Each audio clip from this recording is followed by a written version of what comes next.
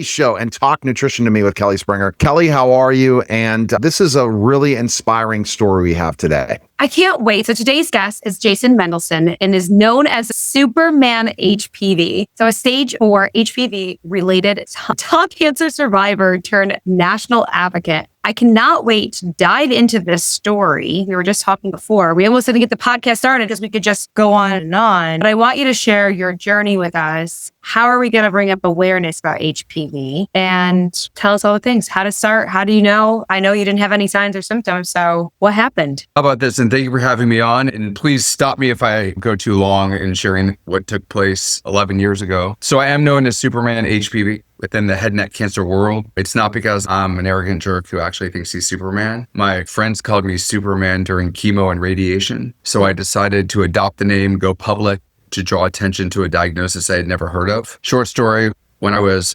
44, I was taking a financial exam for my family business, and I put my hand on my face and then my neck to ponder a question and felt a bump. I was like, I don't have time to think about dying right now. I'm not kidding. I said that to myself at the time. I remember it was like it was yesterday. Passed the test, went and saw my dad who's a doctor, and I said, can you tell me what this is? And he said, touched it, and he goes, let's call the ear, nose, and throat doctor. I'm like, okay, great. So we did that, and my doctor said, and so my dad's a doctor, by the way, 50 years as dermatologist in the Orlando area. And so we know people. And so the doctor said, you don't smoke, you don't drink heavily, come see me in a few weeks. It was a Thursday. I'm like, great, I'll be there on Monday. Because I'm a guy that goes to the doctor. It's probably like an important thing to always remember. Go to the doctor, don't be too manly. And so I went to the doctor, they looked at my throat, they touched my, and they're like, listen, likely nothing. I'm gonna give you 10 days of antibiotics and steroids, and the slight chance that doesn't go away, we'll immediately schedule you for a needle biopsy in cats. So I started the antibiotics, went to the Florida Keys that Wednesday, partied with my friends on Sunday, flew to DC from the Keys where I lobbied on Capitol Hill, flew home on Wednesday, Thursday CAT scan, Friday needle biopsy, Monday stage 4 HPV-related tonsil cancer. Wow. Let me explain to you. Most people, and I'm not minimizing these, but most people are familiar with breast cancer, lung cancer, prostate cancer, whatever the cancer is, pancreatic cancer. HPV-related tonsil cancer was something I'd literally never heard of. I was like, I don't know what that is. I knew HPV had something to do with cervical cancer, but I did not know what that was. So at the end of the day, they tell me, you're going to need a radical tonsillectomy and neck dissection. And I'm like, I don't know what that means, but I ended up having one. And so I have a scar that runs from the bottom of my right ear to the center of my throat, 42 lymph nodes removed. I ended up needing 7 weeks of chemo, radiation, and a feeding tube I had in my stomach because I had 3rd-degree burns and open sores in my mouth and throat after radiation. I could go on, I could really discuss heavily with you the horror of radiation. It's like having a sunburn on top of a sunburn on top of a sunburn on top of a sunburn. It felt like I had shards of glass in my throat. Wow. That was crazy. A few weeks in, I made videos to my 3 kids saying goodbye. Videos like, one day you're going to get married. I'm not going to be there. This is what's important. Videos. And I made them over and over again, knowing that if they were the last things my kids ever heard from me, I wanted them to be perfect. So at the end of the day, when you go through radiation, most people know it from other cancers, but with head and neck, they actually make you a mask that fits your face. And then you lay on your back and they clip your head down to a table. And then you lay there with your tongue thrust to the top of your mouth. So they only radiate the important, like the focused area of for me, it was the tonsils. And after 4 or 5 weeks, I couldn't swallow. My saliva was so thick. I would go to sleep at night and I would close my eyes, and within a minute or two, the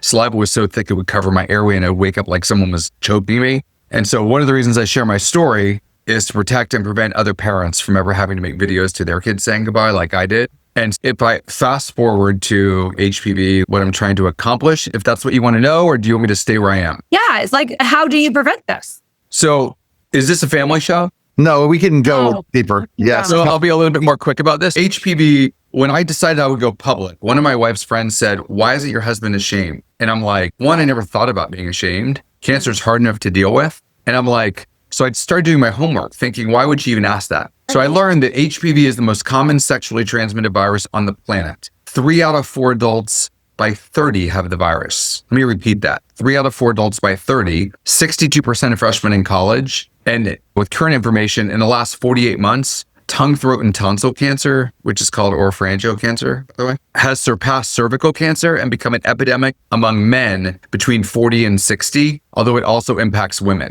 So they believe that through oral sex with a girl in college at 18 or 19, I was exposed to the virus. Out of 100 people that have been exposed, 99% the body fights off the virus. They never knew they had it. Okay. 1% like me, the virus can lay dormant in the crypts of the throat for decades. And to just lay this out there for you, I've been married. I just celebrated my 29th wedding anniversary. My wife has never tested positive for HPV ever. So you can be exposed and then decades later. And so if we go full circle here, so I go public, I launch a website called Superman HPV. A woman, a writer for NBC, is writing an article about the epidemic among men, calls me on my cell phone and says, I found your website. Can I include it in my article? I'm like, that's why I wrote it. Yes, you can do that. That's why I launched the website. Yes, you can do that. Because when I got diagnosed, I looked on the web. All I found was people with their teeth falling out, jaws cracking, no saliva. There was nothing that inspired or encouraged me that I was going to be okay. Right. So I decided I would launch a website to give people hope.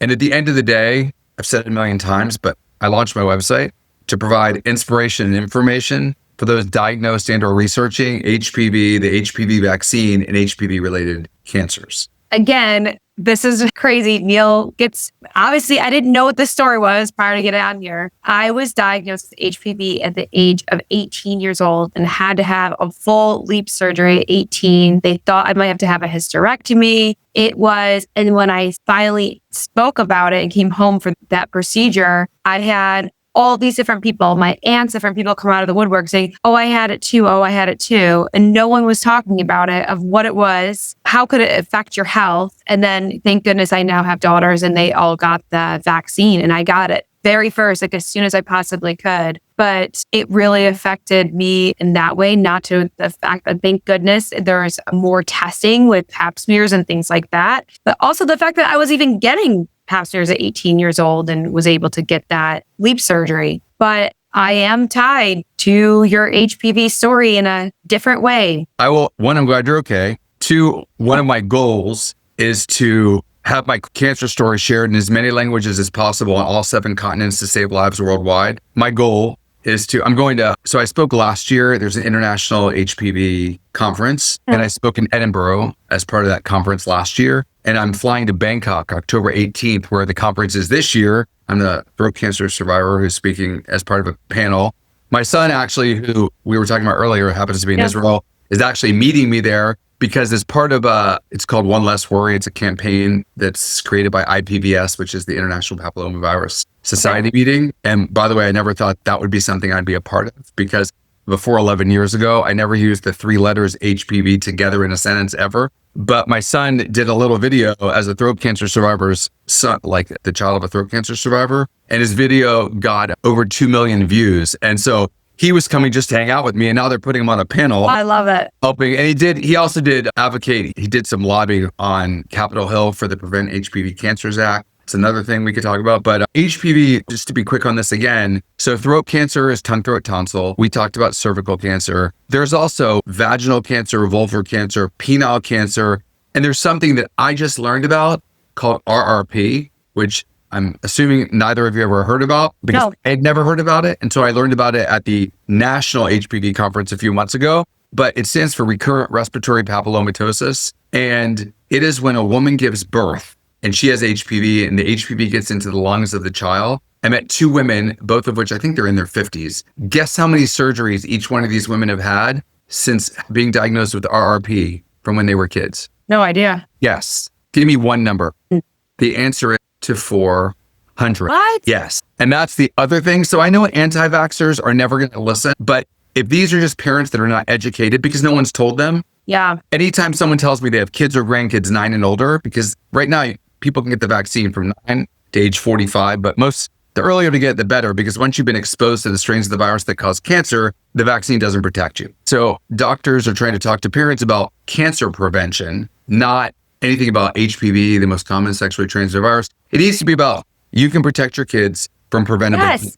That's what I agree with you. I think it got tied in and it's not about that. It truly is about cancer prevention. So without being political, because we won't go that direction, so we don't alienate half your listeners, I will tell you that I am trying to do everything I can to talk about gender neutral vaccination, boys and girls, not just girls, increasing vaccination rates worldwide. Up until yesterday, I was always told that Australia is going to be the first country to eliminate cervical cancer due to their high increased HPV vaccination rates.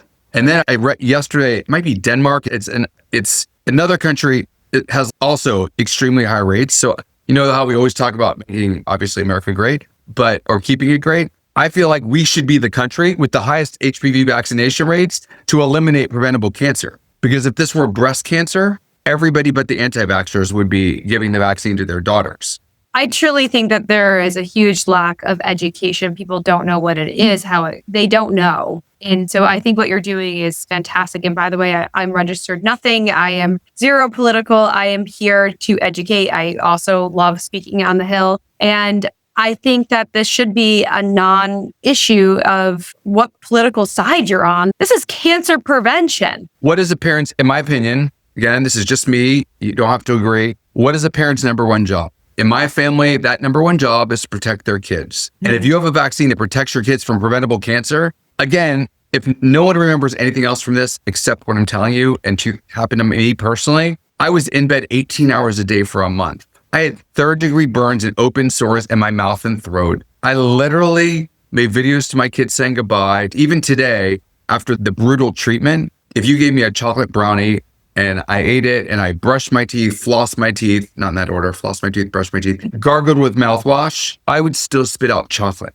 because of the scar tissue in my throat. So the fact that we can protect our families, our kids, our sons and daughters, grandchildren from ever having to deal with that concern. I haven't shared this on any interview ever, what I'm about to say to you, but one of my concerns, I'm a crier, but I'm not going to cry now, is that one day, because of radiation, most people know it from other diseases, but it's like the gift that keeps on giving. You never know what's going to happen 5, 10, 15, 20. My goal was that, or my hope is that I can always swallow, that my teeth don't fall, that my jaw doesn't crack, and that I don't ever make my family, my wife and kids uncomfortable being around me. And that is honestly, as a guy who loves his wife and kids and family, parents, everybody, siblings more than anything, I don't ever want to be the person that they are uncomfortable to be around. And if parents can protect their kids from ever having to go through any of that, the mental gymnastics and everything, I just think more people, if they were educated and talked to their doctors, would make a decision to protect their family. And this is what you're going to do. And this is your mission to get it out to the world, not just the United States.